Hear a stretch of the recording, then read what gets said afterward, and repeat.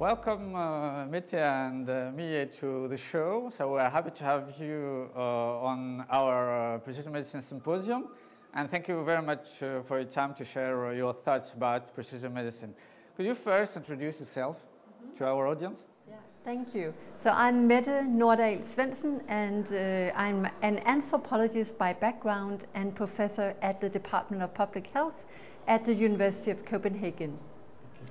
Yes, and I'm also very pleased to be here. And yes, I'm Mie Seest Dam, and I am educated in public health. So that is my professional background. And now I'm an assistant professor at the same department as Mette at University of Copenhagen.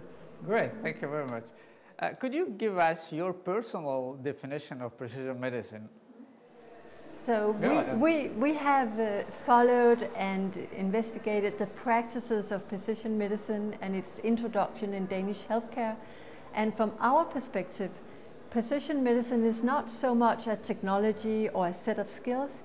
It is a practice of coordinating, of matching patients with available therapies and with the political agendas in a specific clinic at a specific time. Do you want to add something? Yeah, so I think precision medicine is really translational in its DNA, so to speak, because in order to introduce precision medicine in a meaningful way, we need to coordinate across researchers, clinicians, and patient lives. So I think in order to bring that forward, it has been very productive for us to think of precision medicine, personalized medicine in terms of selection practices. That's great. Can you share with us some initiatives in the Danish ecosystem that feed this definition? Yeah, so I think politically there's a great investment in precision medicine in Denmark, in healthcare, from both public funding, but also very much private funding. Then there's also, and that's what we have been engaged in, and I've been leading the Me in We research group. And so along with sort of the introduction of precision medicine in healthcare, we have studied the ethical, organizational, and political dimensions of it.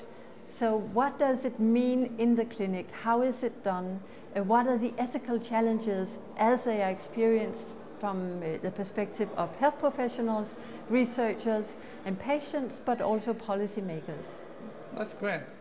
You mentioned in your talk the intergenerational solidarity. Can you tell us a bit about that? Yes. So what is so central in precision medicine and personalized medicine is that it is built on data and on tissue contributions from a lot of people. So we really need patients to support this new endeavor in medicine. And in order for that to be done, patient empowerment, patient participation has been very much important also to the researchers we have met. And we have then interviewed and talked to patients about how do you see your contribution to research, and what can we, in a way, give back to you? And what patients says is, we don't need a plaque of honor, we don't need anything in particular in return, because we already see ourselves sort of giving back to the patients that was before us. I am now having treatment because patients before me contributed their data, their tissue to research. So I'm very happy to give my data and my tissue in order to help the patients that come after me. And that is what we have conceptualized as a kind of intergenerational solidarity with other patients. So reciprocity is really key, also in relationship to the treating medical professions, but also in the way patients think about researchers, that if they are conscious and careful in the lab, they are already, in a way, providing what patients want in that reciprocity. Great.